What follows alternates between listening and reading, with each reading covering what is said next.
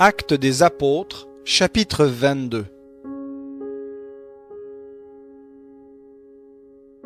Frères et pères, écoutez ce que j'ai maintenant à vous dire pour ma défense.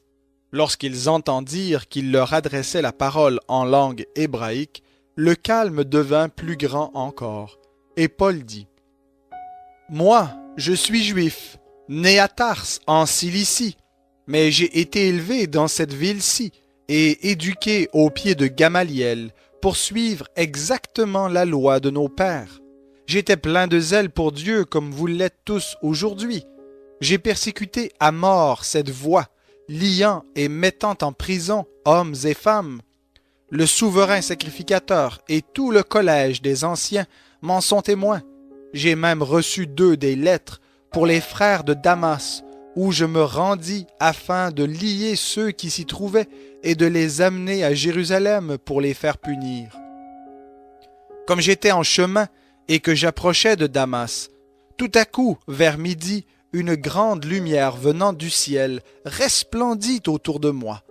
Je tombai par terre et j'entendis une voix qui me disait : « Saul, Saul, pourquoi me persécutes-tu » Je répondis : « Qui es-tu, Seigneur » Et il me dit : « Moi, je suis Jésus de Nazareth, que tu persécutes. » Ceux qui étaient avec moi virent la lumière, mais n'entendirent pas la voix de celui qui me parlait. Alors je dis : « Que ferai-je, Seigneur » Et le Seigneur me dit : « Lève-toi, va à Damas, et là on te dira tout ce qu'il t'est ordonné de faire. » Comme je ne voyais rien à cause de l'éclat de cette lumière, ceux qui étaient avec moi me conduisirent par la main, et j'arrivai à Damas. Or, un certain Ananias, homme pieux selon la loi, et de qui tous les Juifs de Damas rendaient un bon témoignage, vint se présenter à moi et me dit : « Saul, mon frère, recouvre la vue. » Alors même, je recouvrai la vue et je le vis. Il dit : « Le Dieu de nos pères t'a destiné à connaître sa volonté, à voir le juste et à entendre les paroles de sa bouche, car tu seras son témoin devant tous les hommes de ce que tu as vu et entendu. Et maintenant, pourquoi tardes-tu ? Lève-toi, sois baptisé et lavé de tes péchés en invoquant son nom. » De retour à Jérusalem, comme je priais dans le temple, je fus ravi en extase, et je vis le Seigneur qui me disait : « Hâte-toi et sors promptement de Jérusalem, parce qu'ils ne recevront pas ton témoignage sur moi. » Et je dis : « Seigneur, ils savent eux-mêmes que j'allais de synagogue en synagogue pour faire emprisonner et battre ceux qui croient en toi.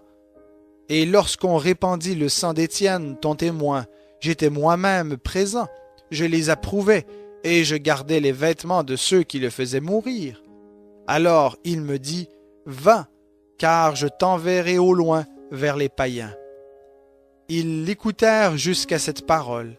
Mais alors ils élevèrent la voix et dirent : « À mort, un tel homme, il ne faut pas le laisser en vie. » Et ils poussaient des cris, jetaient leurs vêtements et lançaient de la poussière en l'air. Le tribun ordonna de faire entrer Paul dans la forteresse et de lui donner la question par le fouet, afin de savoir pour quel motif on criait ainsi contre lui. Comme on l'attachait avec des lanières, Paul dit au centenier qui était présent : « Vous est-il permis de flageller un citoyen romain qui n'est pas même condamné ?» À ces mots, le centenier alla l'annoncer au tribun, disant : « Que vas-tu faire ? Cet homme est romain. » Le tribun vint donc et lui dit : « Dis-moi, es-tu romain ? » « Oui, répondit-il. » Le tribun reprit : « Moi, c'est avec beaucoup d'argent que j'ai acquis ce droit de citoyen. Et moi, dit Paul, je l'ai de naissance. » Aussitôt, ceux qui devaient lui donner la question se retirèrent, et le tribun fut dans la crainte, en sachant que Paul était romain, et qu'il l'avait fait lier. Le lendemain, voulant savoir au juste de quoi les Juifs l'accusaient, il le relâcha et donna l'ordre aux principaux sacrificateurs et à tout le Sanhédrin de se réunir, puis il fit descendre Paul et le plaça au milieu d'eux.